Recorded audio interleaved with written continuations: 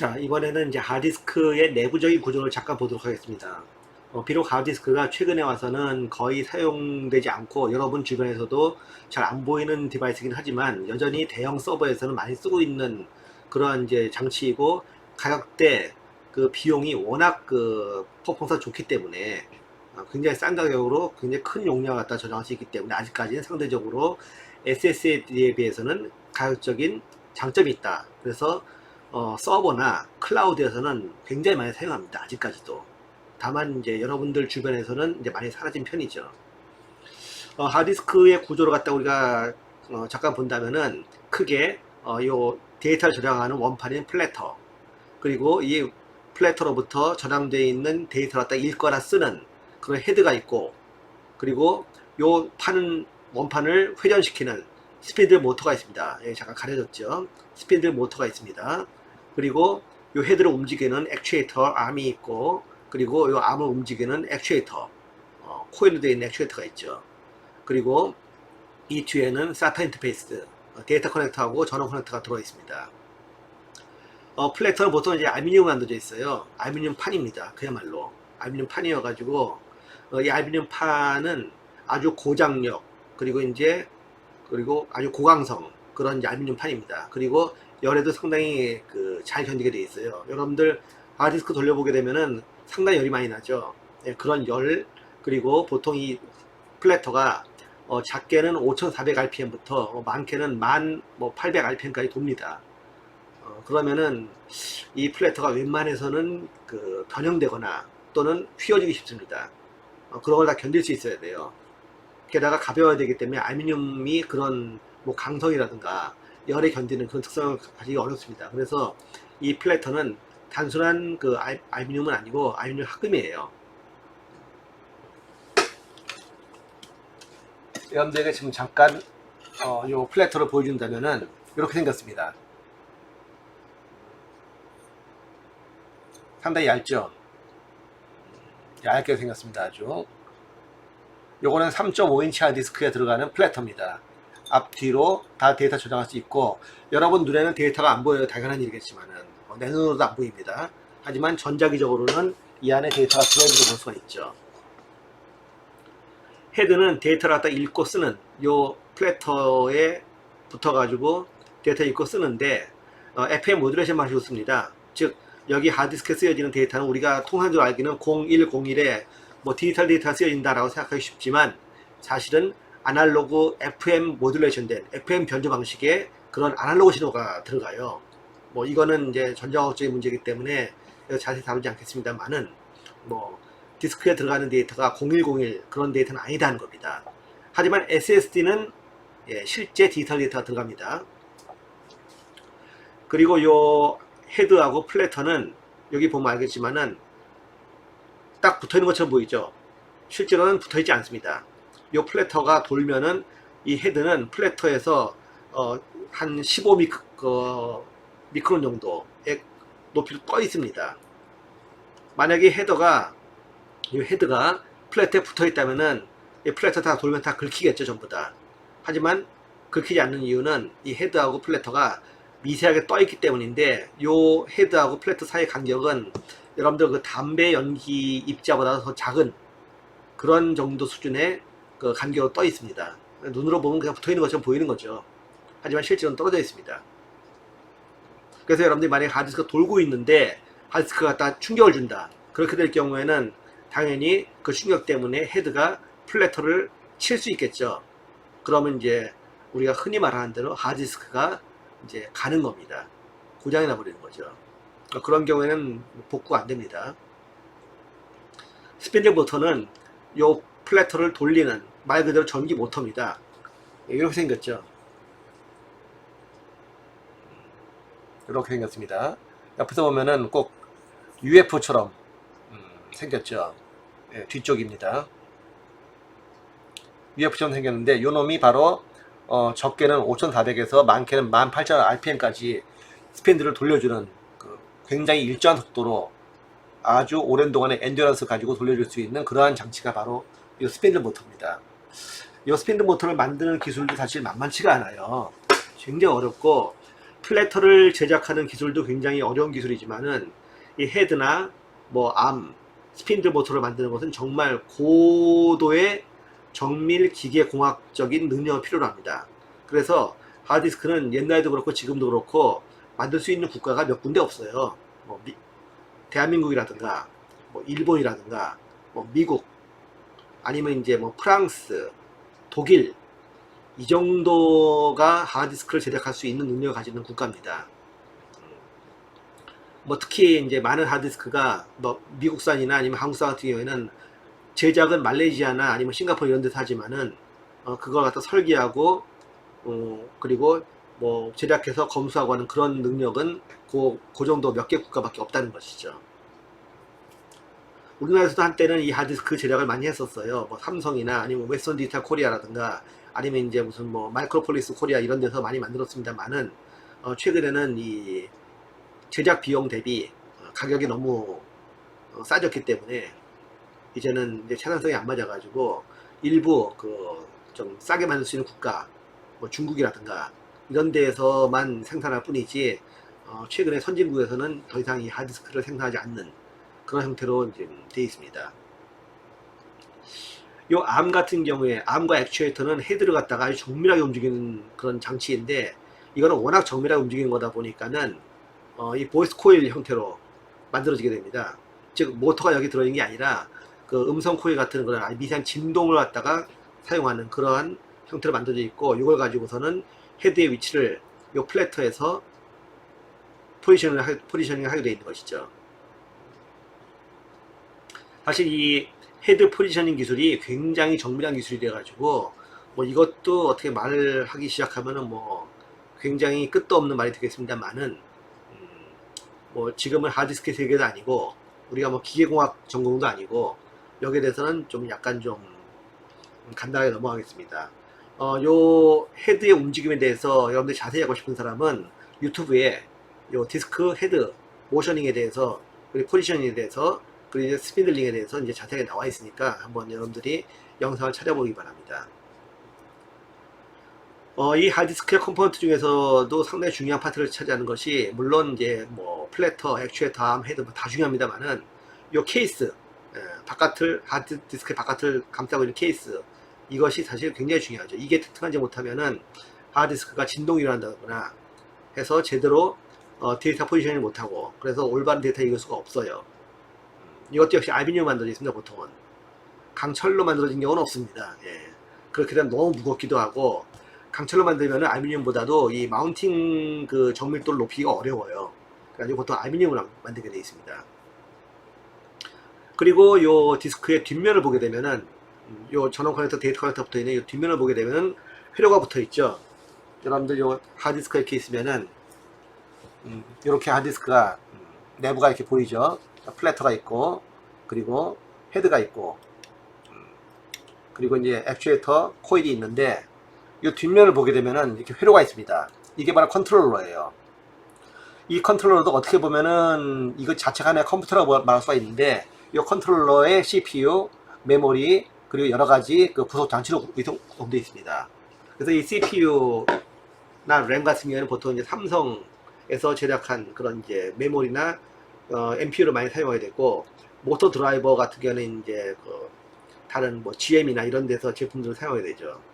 그리고 이 CPU하고 램에 들어가 있는 그러니까 구동을 시키는 프로그램이 또 있어가지고 폼 형태로 그런 프로그램이 들어가 있는데 이건 이제 디스크를 접근하거나 읽고 쓰는데 필요로 하는 여러 가지 동작들 그리고 뭐 디스크 스케줄링 알고리즘 이런 것들을 갖다 포함하는 이 디스크를 동작시키는 데 필요한 소프트웨어들이 또 이제 이 플래시램 형태로 램에 들어가 있어가지고 이 디스크 컨트롤러가 하나의 컴퓨터로 동작하면서 하드디스크를 구동하게 되는 겁니다. 하드디스크 자체는 그 자체로도 하나의 컴퓨터이기 때문에 굉장히 사실 다뤄야 될 사항이 많아요. 많긴 하지만은 뭐 어쨌든 간에 하드디스크가 이제는 이 세대의 주류 스토리지가 아니니까 이 정도로 이제 설명을 넘어가고 하드디스크의 동작과 하드디스크의 이 플래터에 들어가는 디스크의 레이아웃에 대해서 얘기하도록 하겠습니다.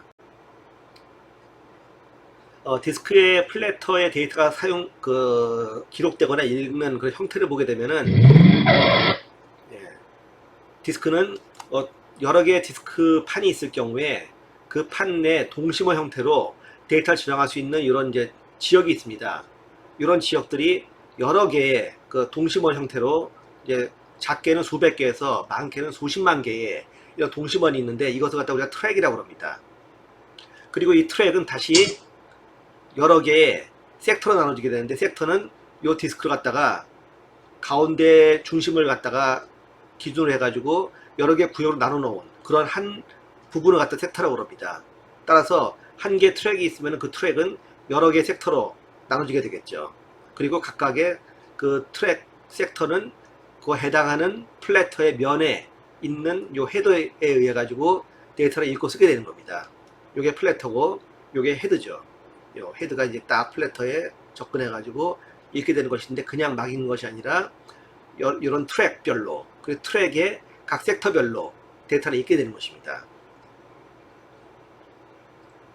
이 오른쪽 그림은 이제 하드디스크를 분해한 이제 컴포넌트의 구성을 보여주겠는데 이것도 여러분들이 한번 실습을 해볼 겁니다.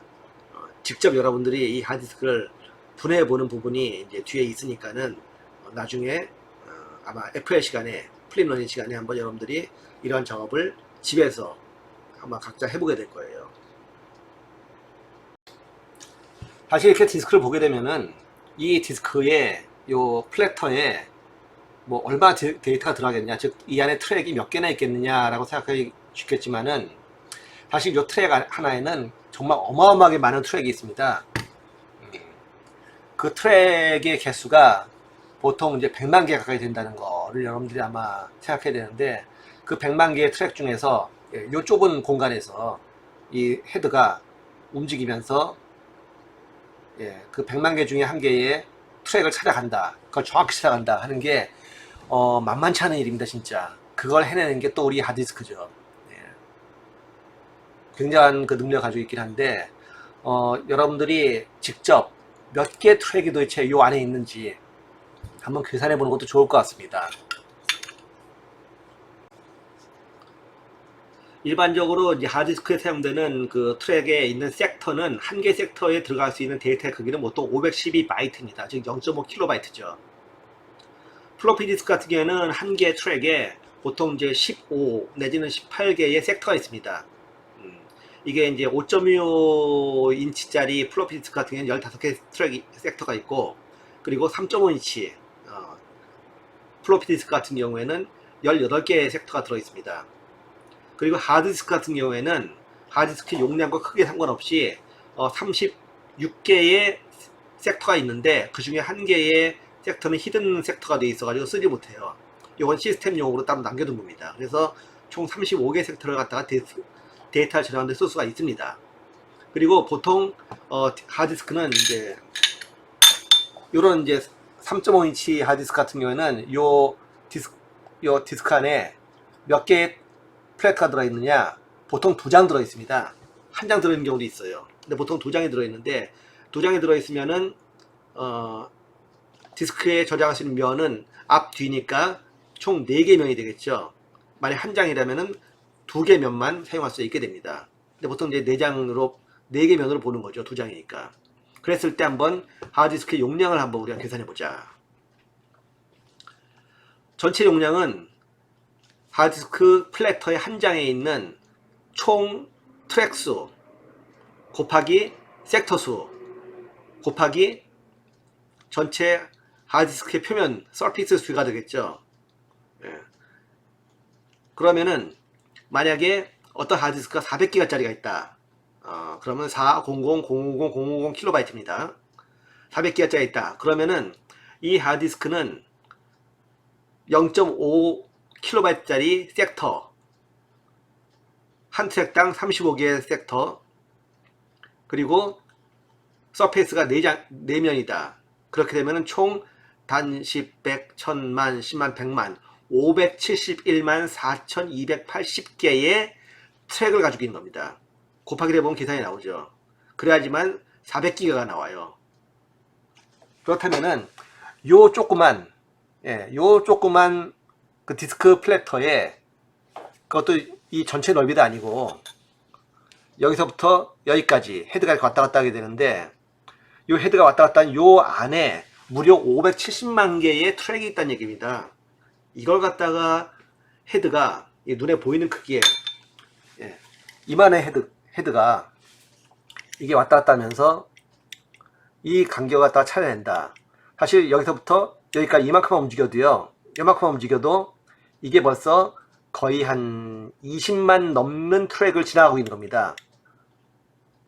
그 트랙을 갖다가 매번 정확하게 딱딱 잡아내는 이 놀라운 능력의 하드디스크.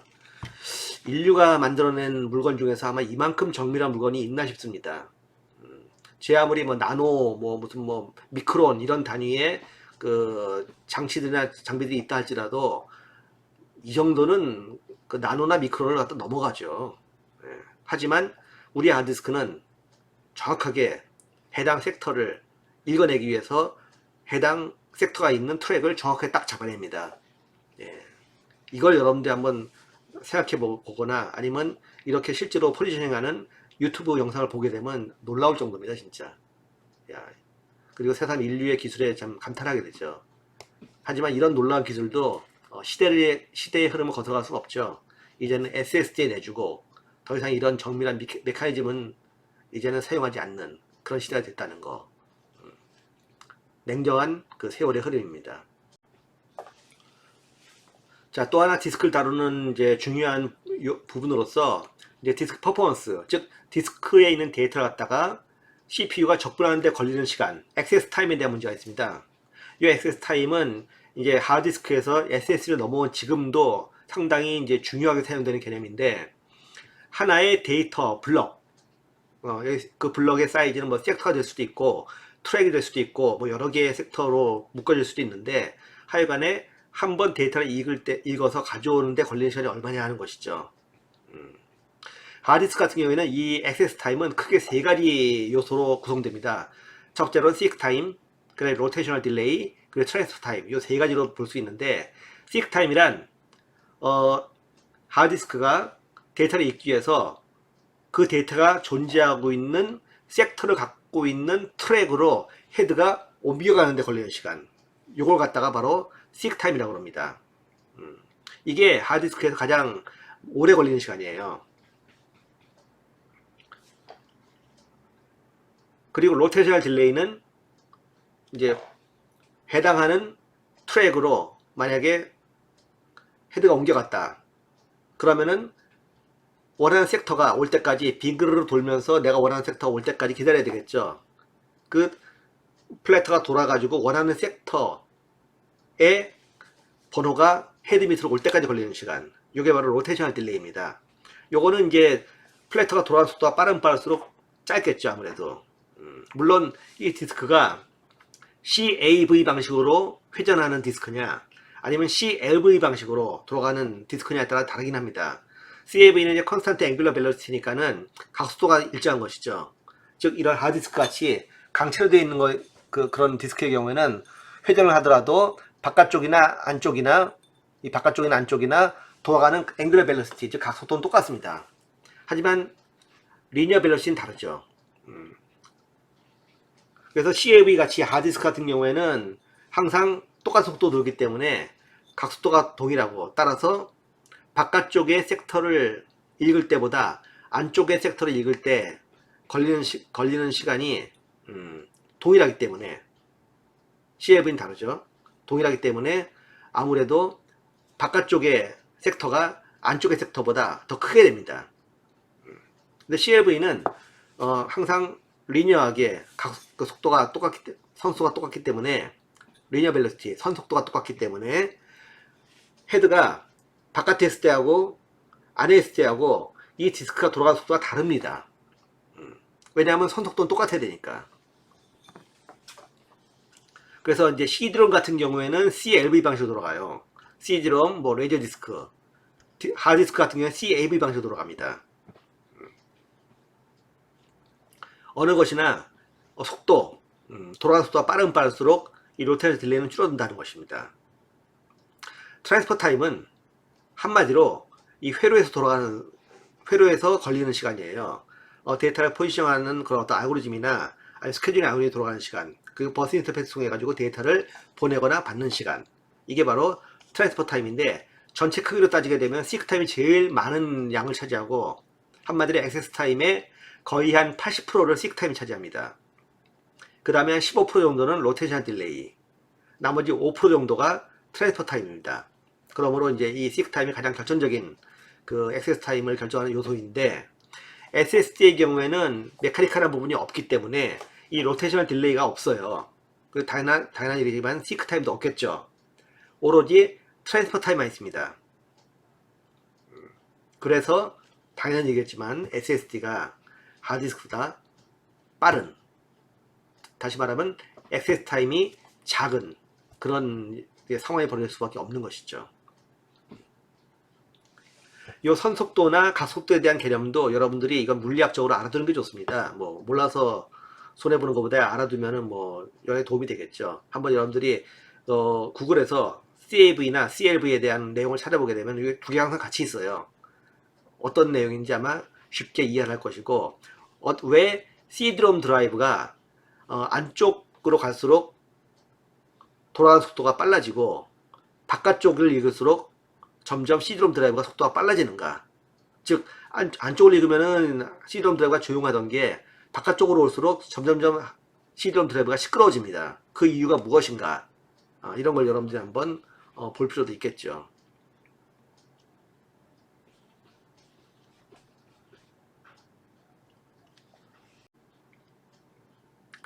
자, 이번에 SSD입니다. SSD는 사실 그 하드디스크에 비해서는 굉장히 간단한 구성이죠. 그야말로 반도체 메모리, 낸드 플래시 메모리만 쭉 깔아놓고, 그리고 이것을 갖다가 접근하기 위한 컨트롤러로서 컨트롤 그 칩이 있고, 그리고 캐시 역할을 하기 위한 이제 D램 캐시가 있습니다. 이 캐시가 있기 때문에 사실상 이 SSD는 뭐 이 자체에 디스크 캐시가 있는 건데, 옵테인 같은 경우는 여기다가 바깥에 또 캐시를 놓겠다는 얘기니까, 뭐 SSD의 경우에는 옵테인을 달았다고 해가지고 그렇게까지 성능이 좋아지지 않는다는 거, 그거는 바로 이 D램 캐시가 있기 때문에 그렇습니다. 이미 기본적으로는 이제 낸드 플래시를 갖다가 저장 매체를 사용하고, 그리고 데이터를 읽고 쓸 때는 뭐 여러분들이 원하는 데이터가 1바이트를 할지라도 무조건 블럭 단위로 읽거나 씁니다.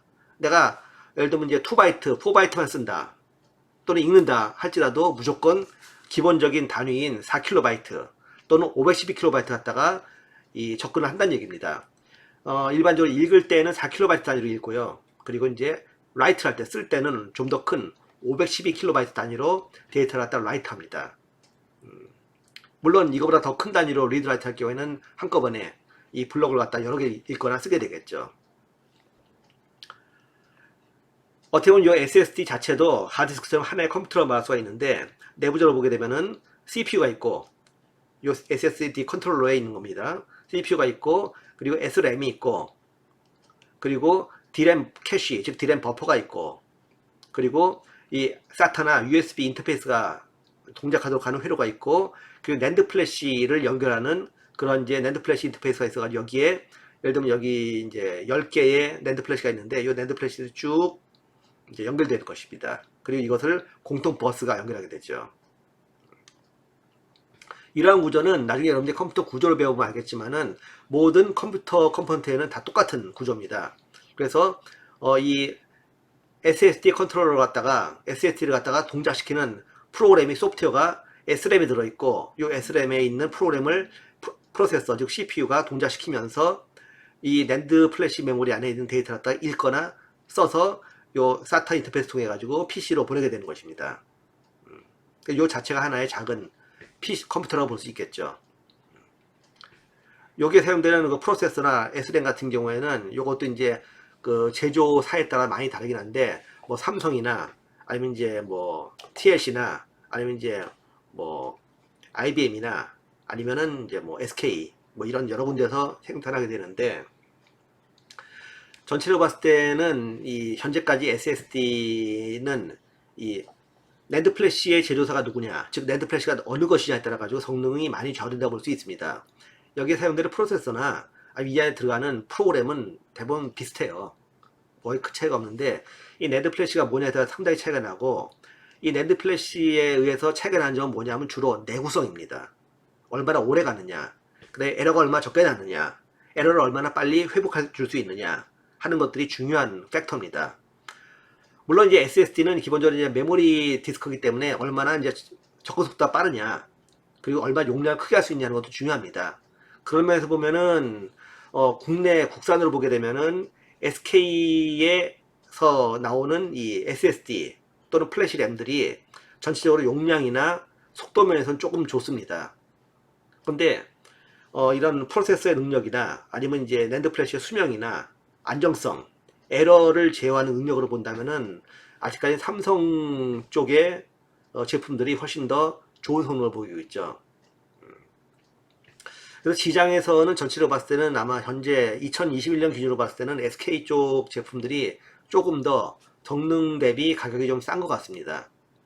그리고 AS도 뭐 잘 되고 뭐 괜찮은데 전체적인 오버롤 퍼포먼스로 본다면은, 그리고 이제 어떤 안정성이나 이런 내구성으로 본다면은 아직까지는 삼성 쪽이 훨씬 더 나은 것 같습니다.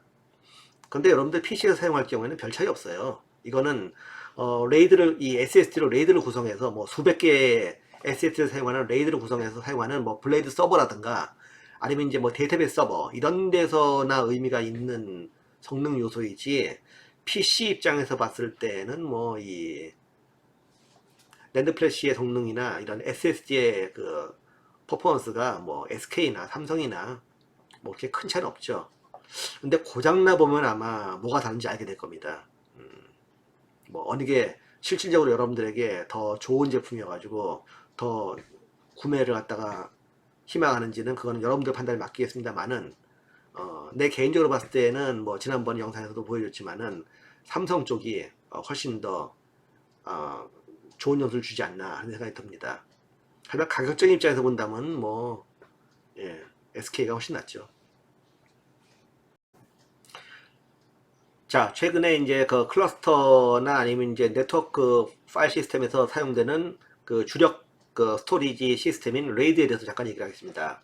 레이드라는 것은 이제 Redundant Array of Independent 또는 이제 Inexpensive Disk의 약자인데, 2000년 99년, 2000년 정도에 그 데이비드 패터슨하고 이제 랜디 카츠라는 사람이 이 개념을 갖다가 제창을 했고, 기본적으로는 이제 원래 이 Redundant Array of Inexpensive Disk, 즉 값싸고 용량이 낮은 디스크를 여러 개를 묶어가지고 대용량의 고성능 디스크를 만들자 하는 그런 개념이었습니다.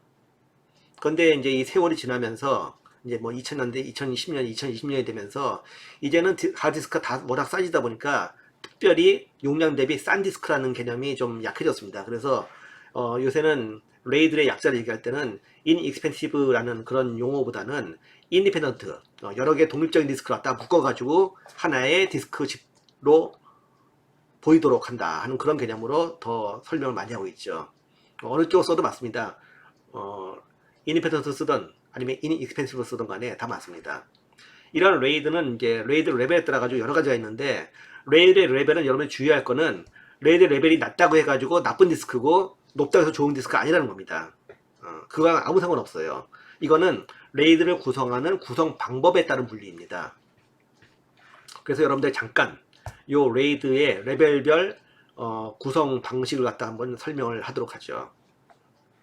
먼저 레이드 제로 같은 경우에는 이거는 뭐냐면은 스트라이핑이라고 해가지고 데이터를 갖다가 예를 들면 8개의 블록으로 구성된 데이터가 있다. 그러면 예를 들면 2개의 디스크로 레이드를 만든다고 그러게 되면 그 각 디스크에 차례차례 나누는 겁니다. 그냥 디스크에 고루고루 데이터를 나누는 방식이 스트라이핑이라고 하는 방식이고, 그걸 레이드 제로라고 합니다. 그러니까 이거는 그냥 여러 개의 디스크를 갖다가 연결해서 쓰는 거에 불과한 거죠. 뭐 별다른 뭐 에러 제어라든가 아니면 이제 핫스왑 같은 그런 기능을 제공하는 건 아닙니다. 레이드 1은 미러링이라고 하는 겁니다. 요거는 어떤 데이터를 갖다 저장하면은 또 다른 디스크에다가 똑같은 데이터를 또 저장하는 겁니다. 그래서 예를 들면 2개 디스크로 미러링을 한다 그렇게 되면은 하나의 디스크에 있는 데이터가 그대로 또 다른 디스크에 복제되어 있는 겁니다. 복사되어 있는 것이죠. 이러한 레이드 1의 좋은 점이라고 한다면은 하나의 디스크가 망가지면은 또 다른 디스크에 똑같은 게 있으니까 전혀 문제없이 데이터를 접근할 수가 있겠죠. 그래서 한 해 디스크가 망가진 걸 갖다 이걸 수리하는 동안에 다른 디스크를 쓸 수 있다는 겁니다. 그리고 똑같은 데이터가 있다는 거. 이게 강점인데, 단점이라고 하게 되면은 뭐 뻔한 거지만은 저장 장치의 비용이 2배로 든다는 거죠. 같은 데이터를 갖다가 두 번씩 저장하니까 저장 장치 비용이 2배로 든다. 그러니까 돈 많으면은 미러링 해라 이런 얘기인데, 실제로 돈 많은 데 있죠. 은행, 증권사 이런 데는 거의 예외 없이 레이드 레벨 1을 씁니다. 레이드 5 이런 거 안 써요. 무조건 미러링입니다. 레이드 레벨 2는 요 디스크에다가 데이터를 저장하는 방식은 레이드 제로하고 똑같습니다만은, 즉 각각의 데이터를 갖다가 다 고루고루 디스크에 나눠서 저장하는 거 동일합니다만은, 이 디스크에 있는 데이터를 갖다가 에러 제어할 수 있는 코드인 해밍 코드라는 걸 갖다가 별도의 디스크에다 저장을 합니다. 그래서 A0, A1, A2, A3를 갖다가 하나의 블럭으로 묶었을 때 이 블럭에 해당하는 해밍 코드를 갖다 발생시켜 가지고 그 해밍 코드를 따로 디스크에 저장한다는 것이죠. 그래서 만약에 디스크를 접근하다 에러가 났다. 그러면 이 해밍 코드를 이용해 가지고 에러가 난 부분을 갖다가 온라인으로 바로 수정을 해 가지고 데이터를 갖다 접근하게 해줄 수가 있는 거예요. 그러니까 디스크가 하나 고장났다 예를 들면, 요 디스크가 고장났다 하더라도 요 디스크와 해밍 코드를 가지고서는 요 디스크에 있는 데이터를 갖다 복원을 해서 쓸 수 있다는 얘기죠. 그러니까 웬만한 에러가 나더라도 레이드 2 방식에서는 뭐 데이터를 접근하는데 전혀 문제가 없고, 사용자 입장에서는 지금 디스크에서 에러가 났는지 안 났는지 모릅니다. 그런 이제 에러를 제어할 수 있는 그 장점이 있는 반면에, 역시 이 레이드 2의 그 단점이라고 한다면 추가적인 디스크가 더 든다는 거죠. 레이드 1처럼 더블로 드는 건 아니지만 해밍 코드에 요구하는 비트 수만큼 더 디스크가 듭니다. 그래서 비용이 많이 든다는 것이 역시 요 레이드 2의 단점이면 단점이다라고 말할 수 있겠지만, 어쨌든 에러가 났을 때 에러를 갖다가 자동적으로 수정해서 데이터를 접근할 수 있는 그런 능력이 있기 때문에 에러 제어에서는 상당히 효과적이라고 말할 수가 있습니다.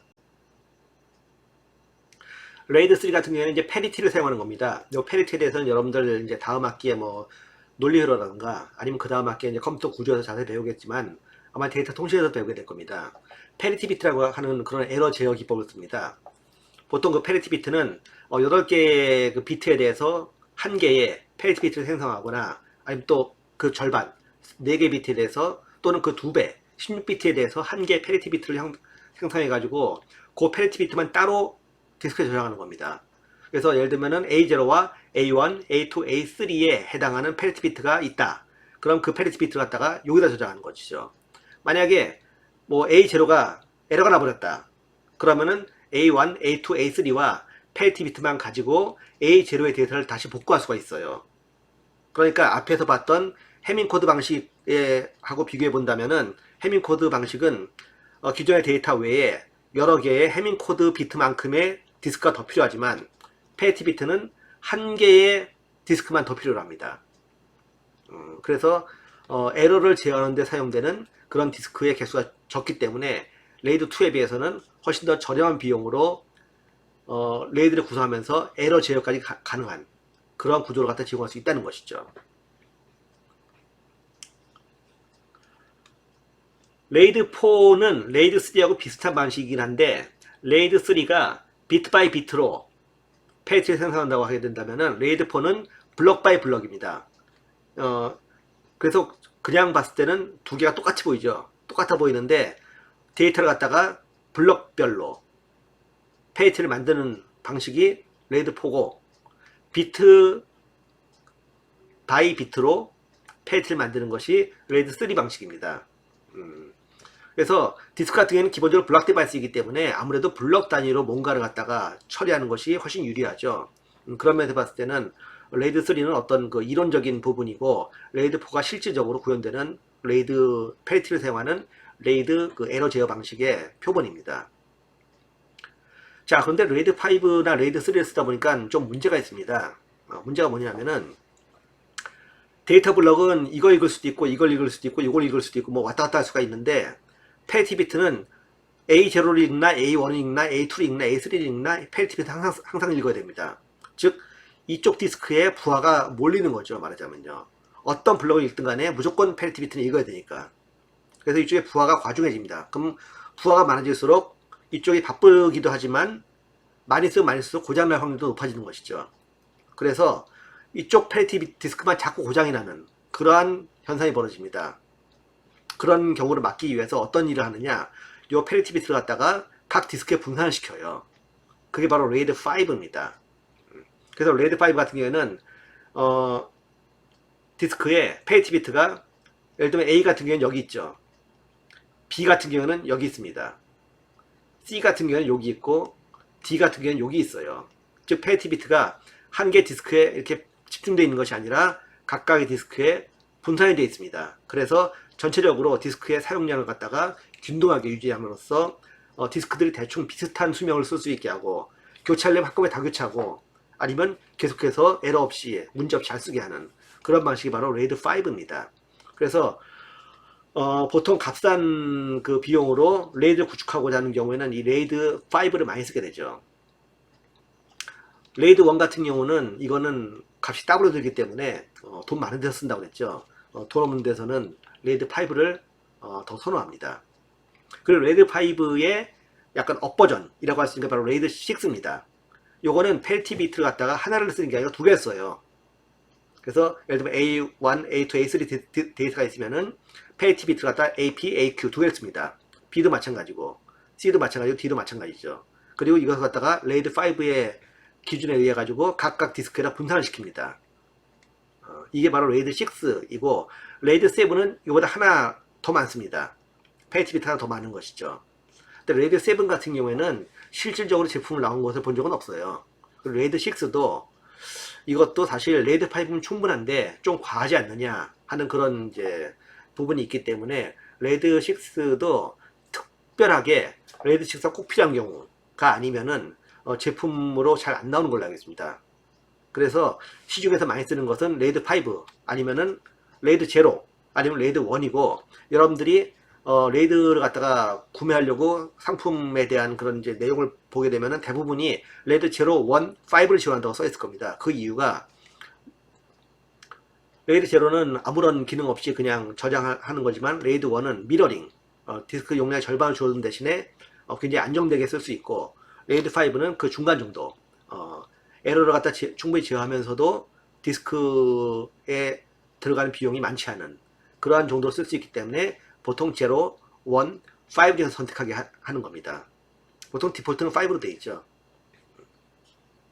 여러분들이 만약에 어떤 그 클라우드를 다루는 그런 업체에서 일하게 됐다, 또는 이제 네트워크 서버를 이용하는 그런 업체에서 일하게 됐다, 그럴 경우에 이 레이드를 굉장히 많이 만나볼 텐데, 그런 경우에 어떤 레벨로 되어 있는가에 따라 가지고 디스크에 들어가는 데이터 레이아웃이 다 다르고, 그 레이아웃에 따라 가지고 에러를 제어하는 방식도 다 다르다는 걸 여러분들이 간단하게나마 미리 알아두는 게 좋을 것 같습니다.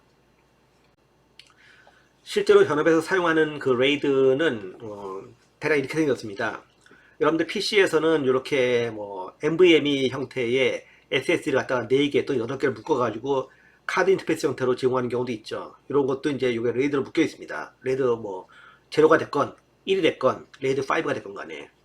하지만 보다 많은 서버, 클라우드에서는 이런 형태로 렉에다가 한 개 한 개 SSD를 갖다가 다 집어넣고 이거 갖다 묶어가지고 수십, 수백, 수천 개의 디스크를 갖다가 묶어서 사용하죠. 이럴 때 보통 요 정도 크기가 하나의 단위입니다.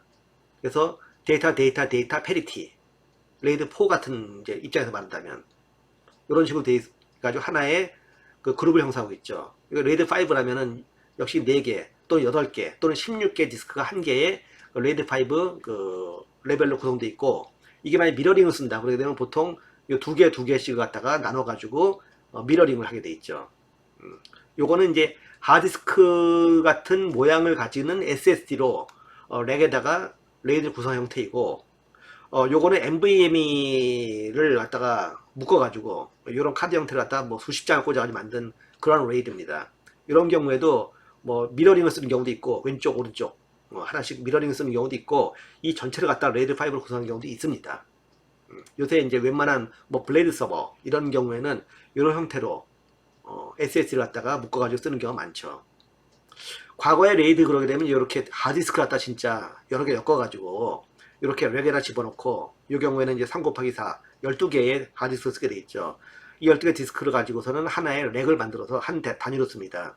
그래서 이걸 갖다가 전체를 레이드 0로 쓰든 레이드 1으로 쓰든 아니면 레이드 5로 쓰든 그렇게 했습니다만은 최근에는 이런 하드디스크 형태는 그렇게 많지는 않고 뭐 어마어마하게 많은 용량, 대용량을 필요로 한다. 뭐 페타나 뭐 테라나 페타 정도의 수준의 그런 이제 그 용량을 원한다. 그럴 경우에는 아직까지는 비용적인 문제가 있기 때문에 이렇게 하드디스크를 사용해서 수백 개의 렉을 쌓아서 사용하는 경우가 아직까지 많습니다. 하지만 고속 레이드의 경우에는 비용을 불문하고도 이렇게 이제 NVMe나 SSD를 갖다 사용해서 구성하는 경우도 꽤 있고, 아마 이제 세월이 지나가지고 이 반도체 메모리 가격이 정말 하드디스크 수준으로 떨어지게 되면은 이게 더 이상 클라우드나 네트워크 파일 서버 시스템에서 하드디스크 쓰는 경우는 이제 없어질 겁니다. 그리고 완전하게 SSD로 대체가 되겠죠.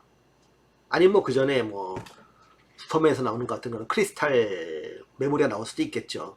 뭐 그런 시대가 과연 우리가 사는 동안에 이 시대에 나올 수 있을지 한번 기대해 봅니다.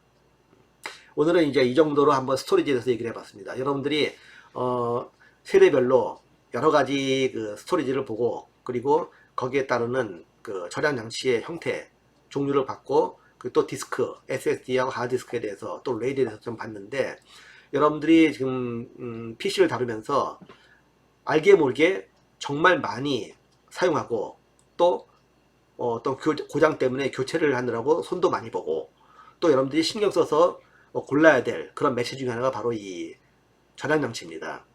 저장 장치를 어떻게 쓰느냐에 따라 가지고 여러분들의 PC의 성능도 달라지고 사용하는 방법도 달라지게 되는데, 한번 어떤 식으로 하는 것이 가장 좋은 방법인지는 이제 후반부에 가서 이제 이 퍼포먼스를 얘기할 때 한번 다뤄보도록 하겠습니다. 네, 오늘은 이 정도로 마치도록 하고, 이번 주에 여러분들 또 한번 이 스토리지와 함께 한번 공부 한번 다시 한번 잘 하고 복습도 열심히 해보기 바랍니다.